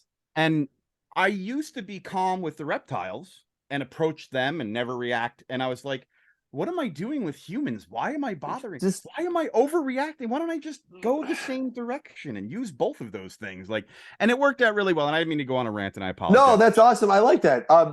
Humans can be a lot more triggering than reptiles can be. And so we always tend to over personalize humans. And you're right. Like, there are people out there that are just jerks who are going to cut you off and they don't care. But so many times there are people who are in a hurry because someone's sick, or we don't know what's going on in that person's life. And I just like to go with that benefit of the doubt. I'm going to go with, and it makes my brain easier and it makes me feel better. Yeah. You just cut me off. You almost made me slam my brakes for 3 seconds and I'm fine. Yeah. I'm going to just go with, you got something bad going on in your life, you're distracted or whatever, because then it makes me feel better. And it makes everything better. Because if I'm in my car and I'm angry, nothing good's going to come of that. No. I've learned a lot to, like, let go of. I was kind of a teenager too, where I'm like, I got to say something back. I got to walk away, or I'm going to have some dumb shit come out of my mouth. And I was like 6 feet tall and I weighed 87 pounds. There's no way I'm fighting anybody. It's ridiculous. But you made a good point too. And we talk about it a lot in mental health, that anger is that surface emotion. Anger is not the emotion. You know, there's reasons why we get angry, and anger is an emotion, but usually there are underlying emotions. Guilt or remorse or jealousy or fear, or over personalizing or misjudging. Yep. And anger is the emotion we show, but there's usually underlying emotions that we got to tap into. And especially with kids, you're angry, but you're angry because Bobbity Blue. And we could deal with the anger and manage the anger, but we got to deal with the underlying stuff. Yeah. I muted for a second because I was eating a Pringle. That's okay. In my case, the sensitive giant is really a poetic statement. I'm a big guy with a mouth that does not really censor itself most of the time, but at the end of the day, I'm a very sensitive human being, and I take what people say to heart, and I'm very critical about it. I just happen to have, as some people I grew up with would call it, the alligator teeth to back up the alligator mouth, but I like that. It's one of those situations where, as an adult, I've grown internally and externally in directions I don't want to either, for that matter. But it's more of a realistic coming together to be an adult. And I don't feel like an adult. People tell me I'm an adult. No. I'm not an adult. I don't ever want to be an adult. I don't care. I am very lackadaisical about adulting, unless it's the professionalism of being a reptile keeper, which sounds really awful because I have 2 children, but it's those are the deciding factors behind my day, what they're up to and what the reptiles are up to. And that's really like my bubble. And I stay in that. I ignore social media. I post our little posts on Facebook and Instagram, and we do Patreon, and we do all those little cutesy things on like TikTok. Sorry, I threw up in my mouth a little. But we do all those little things to gain awareness, right? That's what we're doing. Right, We're exactly. driving people to understand what we're doing. We're showing off pretty cool animals, whatever. I'm not like a typical rescue that like shares sob stories and stuff, and I don't do that. That's not my thing. I will never You're not try the and play dodo? people's sports. Huh? Say what? You're not the dodo? The Yeah, dodo? I'm not the dodo. But that the way that I navigate social media is I basically use social media only as a construct for my business. Yeah. Don't do anything else on social media. I barely post about myself or my children. It's my life to enjoy. It's their life to enjoy. It's I don't need to prove anything to anybody about anything. It's just a matter of, if you're not on social media, you don't physically exist in this world. And if you're not physically existing on this world, good luck trying to run a business, So I love being my age now with social media being as big as it is, because I could not imagine being 17 years old where everything you say and do is on Instagram or TikTok for a million people to see. No. And Nope. you have to like prove yourself. It was hard enough being 16 years old and proving myself to the 10 kids I hung out with every week. Yeah. Yeah. Oh, you froze. I'm glad I didn't have to deal with social media. Did I glitch again? You did. Yeah. You're good though. I think it caught right back up with you. You would think that after a 3-year pandemic that Zoom would like know what they're doing.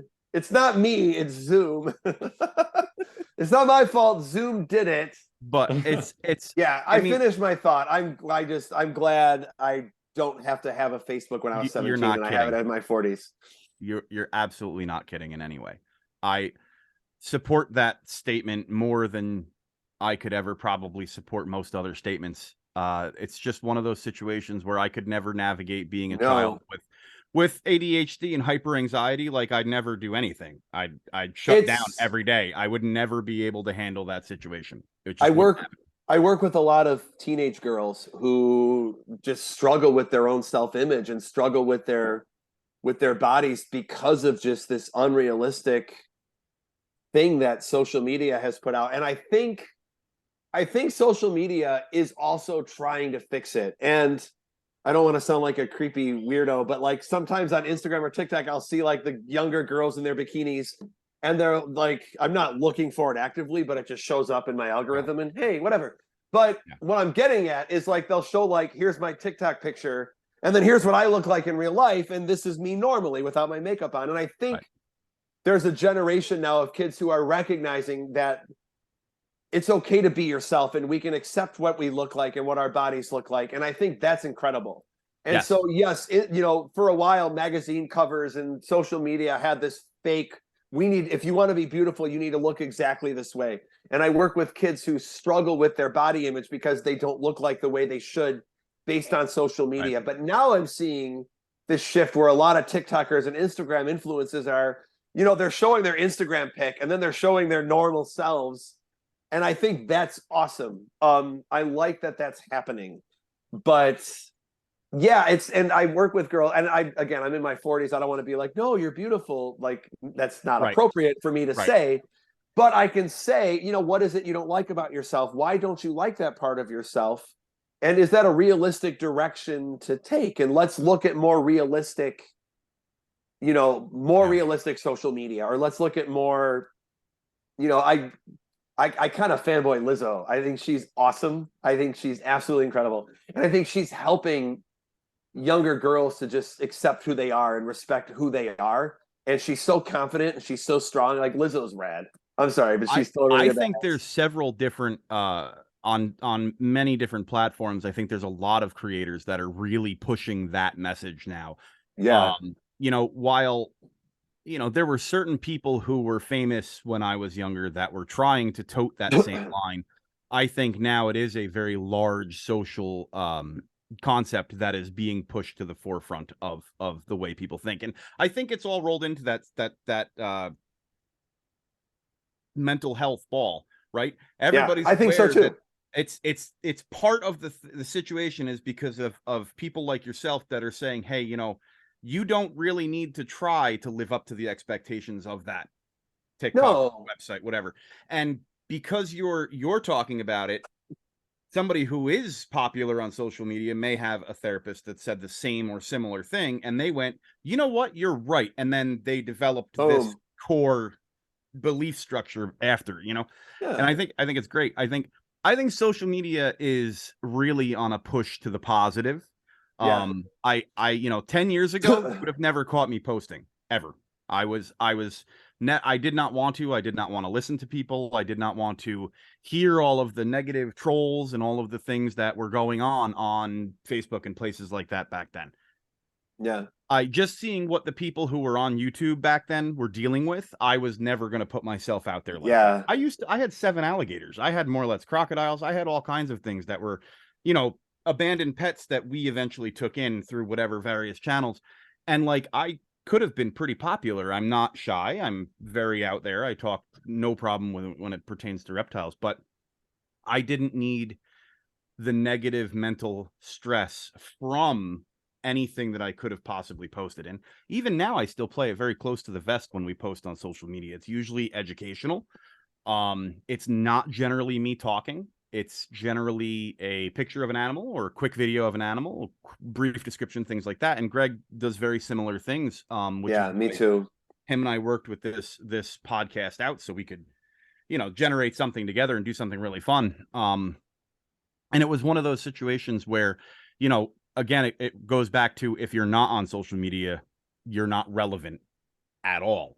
And as a business owner, you kind of have to be on social media. Yeah. It's kind of the direction everything's going. One of the things, you could get 1,000 positive comments and 1 negative comment, and that negative comment resonates with us more. And I wish it didn't. I wish we as a human species were able to ignore the negative stuff and focus on the positive stuff.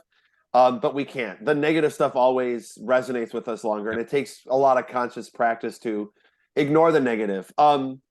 With the kids I work with, my whole goal, and reptile people listening to this, find who your ideal self is, who you want to be as a person, and get to that point, and make sure it's a realistic expectation, and just be proud of who you are. And accepting who we are is accepting our mistakes and accepting our flaws and our challenges as much as our strengths and as much as our positives.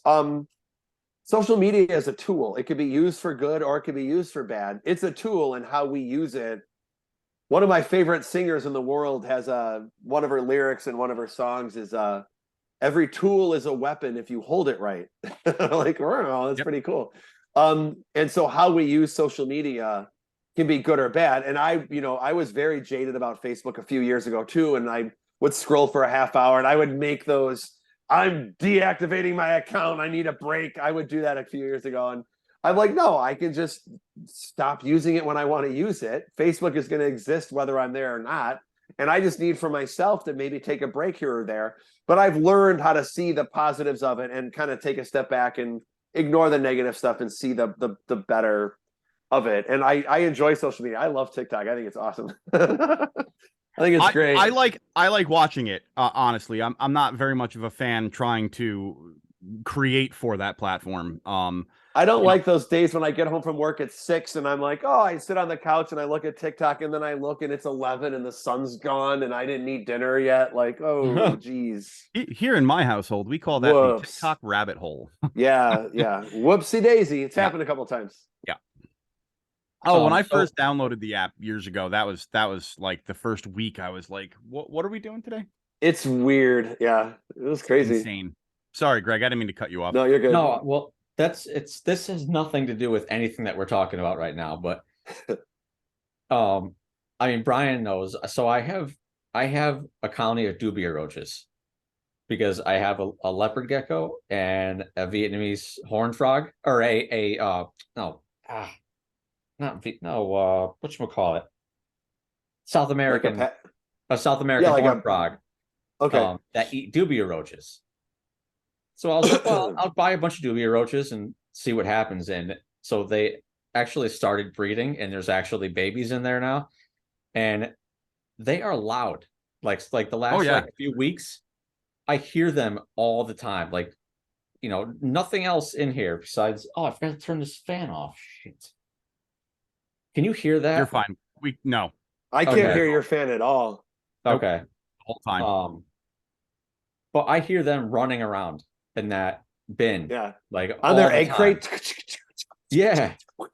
Yeah. It's just distracted me. I got a couple 4,000 or 5,000 dubia colonies, the amount in it. And I mean, it's just, you open the door and you turn a light on and they're like, it's the loudest noise in the reptile room, Yeah. I just got distracted by it. We haven't heard anything. Talking earlier about being, having ADD and being medicated for it. Like at this time of day, like it's like you guys are talking about the Wild Wild West. It's the Wild Wild West in my brain right now.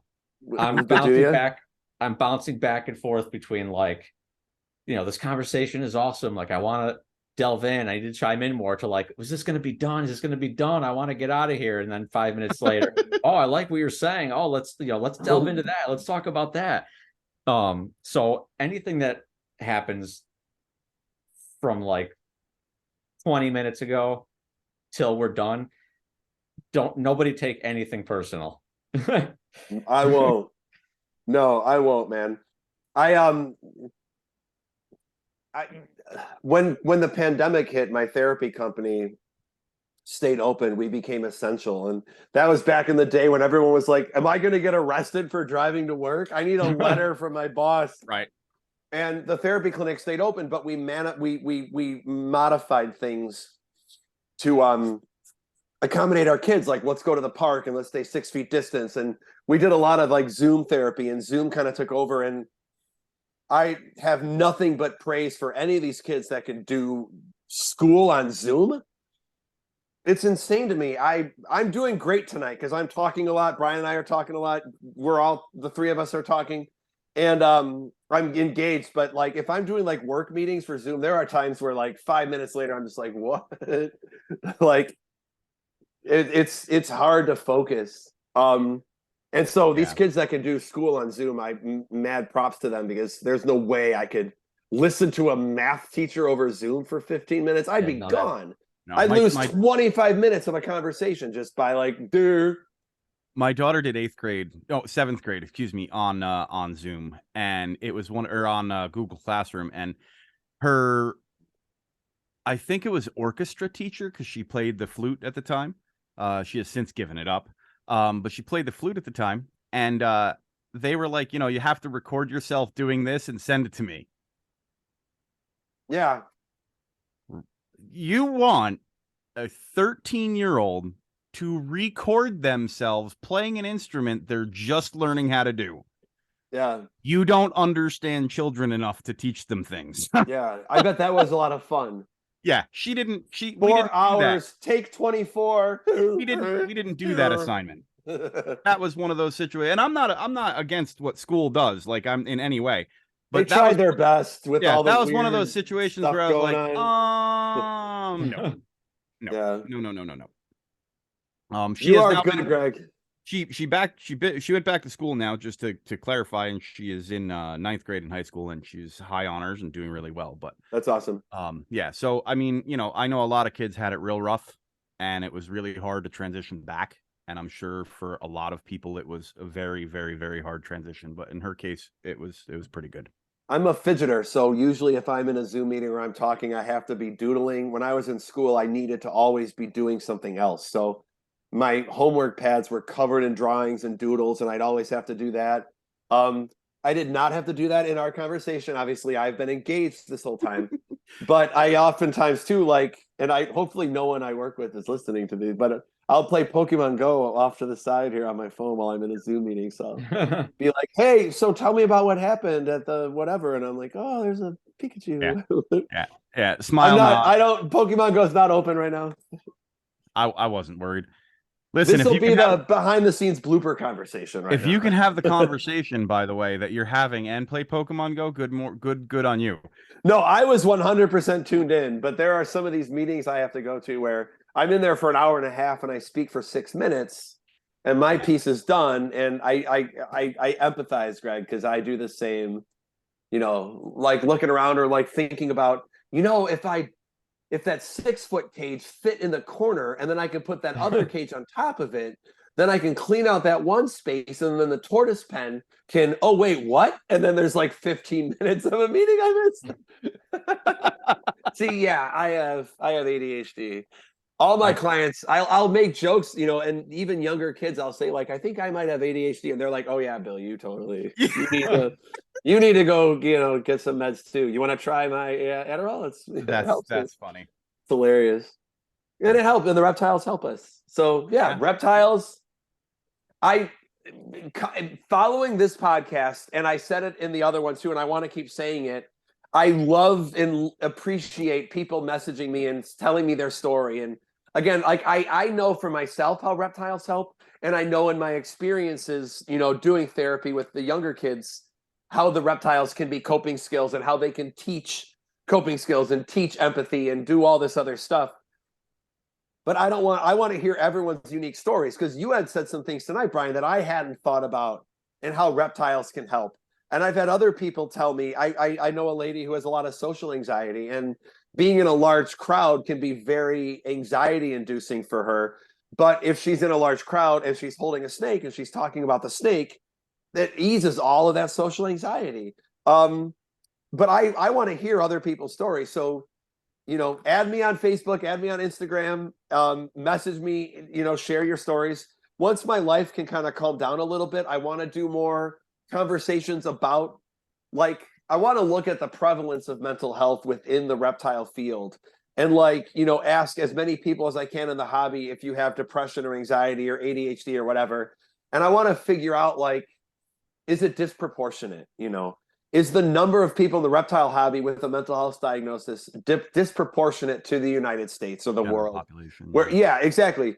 8% of the general population has anxiety, but 45% of reptile keepers have anxiety or whatever. Because then that information there's something about the reptiles that are helping us. And like we had said too, we're unique. The animals are unique. There's so many different directions to go. And I want to explore all of those directions. So I'm very excited to be here talking to you guys tonight and having these conversations in the podcast and then the messages that people send me afterwards. It's been so fantastic. I really appreciate it so much. It's remarkable to have you on. I think it's a facet that we don't really get to talk about a lot. I love that everyone's been so open to have these conversations too. Again, we're way more accepting of our own mental health and supporting other people with it. Kudos, reptile hobby. I mean, I for one am a huge sort of advocate for people to, just be themselves. No matter what, career they have, or no matter, whatever. I think it's important to talk about mental health. It's important to talk about race. It's important to talk about sexuality. It's important to talk about mental, I said mental health, and, it's important to talk about all that stuff. It is. Yeah. So, and I'm not shy about speaking on any of those topics. So we need to have those dialogue. That helps people get used to it and understand it. We know it with reptiles that the best way to conquer fear is through education. Right. But that applies to everything, and conversations about race and sexuality and all that stuff is education. And part of that is us educating properly. And part of that is people being receptive to that education and willing to embrace it. Every once in a while we bump into that person that no matter what we say or do, they're going to be afraid of snakes. Okay, I tried my best. But the more people that I can have interactions with and help them understand that snakes aren't dangerous and they're beneficial, good, I help some people. And helping people, it's okay to talk about mental health. One of the worst parts about struggling with mental health is feeling alone, like you had said. sometimes we feel like we're the only person. No one's going to understand me. No one's going to understand what I'm going through. No one's going to understand. They're going to think I'm weird. They're going to think I'm messed up. And that's not the case at all. And so helping to find other people who have similar experiences or have, you know, an understanding of what we're going through is so powerful in helping people heal and helping people overcome and helping people accept who they are. You know, and ADHD doesn't get cured. Depression and anxiety don't get cured. Nope. We learn how to manage it. The symptoms can be at bay, and we can maybe go years without a relapse or go years without a panic attack.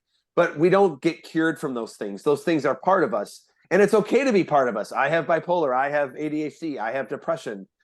It doesn't make you a bad person. It's another obstacle that you have overcome in your life to be where you want to be. And having those conversations openly is so rad. And then having people accept us for who we are and people saying, you're not alone. You're not doing this by yourself. I'm here. Mm-hmm. And again, you know, seeing these posts on Facebook where someone's like, my anxiety is really bad. I'm having a hard day. There's 100 comments of people. I'm here for you. Message me. Take care of yourself. And it's so awesome to see. It's so powerful to see that in the reptile hobby. Yeah.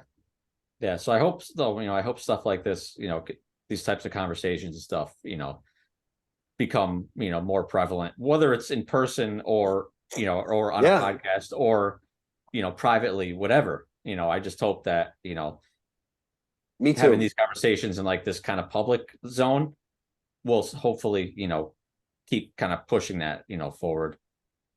I think that's part of the other situation that we were talking about with social media is things like Zoom, the program itself is allowing us to have this conversation, and yet we're hundreds of miles away from each other, all three of us. It's not like, I mean, when would all three of us ever have time to sit in the same room together? It probably wouldn't happen without some real careful planning on all three of our parts. And I think because of that, a lot of the people who should be getting put into the same group and having these conversations publicly, and I just think that it's sharing our three experiences. We are strong enough to say it, not specifically just us, but, you know, in general, the group of people who are talking about this and sounding this trumpet are comfortable enough in themselves, and now with these social media tools can connect with each other, which brings that trumpet even louder, which means people from all different areas can really sound this awareness of mental health. And it becomes much easier to say, you know, well, all three of us have ADD, ADHD, or some combination of the situation, and we can have the conversation because, well, let's face it, we're all older, we've all dealt with it our entire lives, and probably were told, like, stop being so crazy when we were kids, right? So just sit down and do your math. Right. All of us understand. I wish it was that easy. Yeah. And all of us understand it. And yet at the same point in time, we didn't know each other, you know, 20 years ago. And this would have been impossible 20 years ago. You would have just been a kid in some class in Milwaukee and Wisconsin, excuse me. And I would have been some kid in the class in New York. And, you know, there may not have been 20 of us in that classroom setting. But now there can be 20 of us talking about it at the same time from all different areas. And it changes the conversation drastically. It really, really does. I mean, even just as a basic reptile keeper, when we were younger and we wanted to learn about crested geckos, I'd have to ride my bike to the library and get a Reptiles magazine or the Felipe Vastrelli, you know, books on the care and maintenance of and whatever. And now if I have magazines. Exactly. And if I have a crested gecko question now, I can message the breeder who lives in California, or I can Facebook message the guy who wrote the book. Like, hey, like that's another positive part of this tool is I have a gecko question. Hey, Joe Hupp, I'm stuck. It's Wally Kern, I need help right now. And it's incredible. And yeah, I like what you said about Zoom too, because like I said in the very beginning, it's nice to meet you guys in person. Even though it's not in person, it feels like it. So Zoom is good enough in person. One of the things that I talk about a lot is the positivity of being able to have those social groups on here. And it's just a great thing, you know. But Greg knows I've talked about it with just about everybody that's come on. The fact that it's so easy to share information now, you know, it's a great thing. And it is. And the because reptiles haven't been so mainstream for very long, that we are only in the infancy of how we actually care for them. And I mean, it's really nice to watch these big box pet stores change all of their life expectancies to finally start getting up into the real numbers, like, oh, an African side neck turtle can live 20 years. No, that it can live 50 years. You just don't know how to take care of it yet. And I like to say that alongside of mental health in this conversation, in this situation, because if you do something wrong and it changes in time, be open to that change. Oh, yeah. Because that change is very important. And this is more for listeners than it is for the three of us. But it's very important to be receptive of that. The same way that society is changing and accepting that mental health change, that we need to be aware of it. The same thing needs to happen with husbandry. If husbandry is changing for the better, accept it and roll on, because at the end of the day, everybody wants their animals to be as healthy as possible. Yeah, making improvements in husbandry doesn't mean you were doing it bad before. It just means that, hey, there's a better way of doing it. If I've been keeping animals for a long time, and if something comes along, hey, this would make it easier, this would make it better, your animal would benefit from it. Why would I not do that? No, I've been doing it. It's fine the way it is. If you can change and you can do things better for your animal, do it for your animal. But it doesn't mean you were wrong or doing it bad. It just means that things were better. Speaking of sharing on social media and sharing in Zoom, the only thing is I can't share my habanero Pringles with you guys. That's all right. You can keep that. I'm rocking these habanero Pringles, man. They are not a sponsor, but dude, these things are rad. I can't stop snacking on them. As an adult, I wish I can give you one. You go. My gastrointestinal health isn't the best to be able to munch down on some spicy food lately. So I will be regretting it in about 40 minutes, but for now, I'm digging it. I'm digging the spice. I won't like it later, but right now, here it's good. It's not so good. The other way, it's not so good. But we're still, we got this. That sounds like a great area to end the conversation. On the gastrointestinal habanero chip dilemma that I'm gonna have in about a half hour. Yeah, and maybe we'll check in later on down the road to find out how everything went, and we'll post that little side I'll message you guys tomorrow if I'm okay. Yeah, exactly. Sure thing. As long as I don't stop at Taco Bell on the way home, I should be fine. Oh goodness. Yeah. That's that would such be a lovely disaster. Taco Bell I would have to plan not to go anywhere tomorrow. Yeah. Like at all. Period. That'd be an all-day event. Anyway, so I really would like to thank you very much, Bill. You're a great person to talk about mental health with. Thank you. Great to have you on here. It's great to have these conversations, like Greg was saying before. This was awesome. This is the format that I think information is probably one of the best ways shared in a calm, relaxed setting where informal. If it works really well, it works really well. If it doesn't work really well, hey, who cares? We post it anyway and go for broke. But exactly. We gain a lot from being able to talk to people like you, Greg and myself alone. Like, these podcasts are super informative for just him and I. I would still do this even if we weren't posting it anywhere, because talking to you for the last almost 2 hours has been fantastic. It doesn't even feel like that all either. Of our other guests, not to take anything away from them as well, but it's a lot to talk about. There's a lot of things that are good and bad and in any situation in any hobby. And I think it's really nice to really have this resounding, unanimous thought process from all of the people we've interviewed so far about how things are changing, how it looks like it is becoming more positive, how the flow is going in the direction that it should be for the understanding of these animals. And I really want to thank you for being here. I know I'm long-winded and I apologize today. No, don't apologize. I love it. I'm glad. No, I'm glad you were long-winded. Believe me. But yeah, it was great. It was a blast. This was so awesome. Yeah, thank you guys so much. Anytime you guys want me back, I would absolutely love to do this. This was an awesome conversation. And again, you guys listening, message me. I'll be at the Anaheim Super Show in July. I'm usually at NARBC. I'll be at Schaumburg, the Schaumburg NARBC in a couple weeks. But I'm not working at the Zilla booth. I'll just be there. But yeah, come up to me, say hi, and you don't have to tell me your story in front of everybody at the show.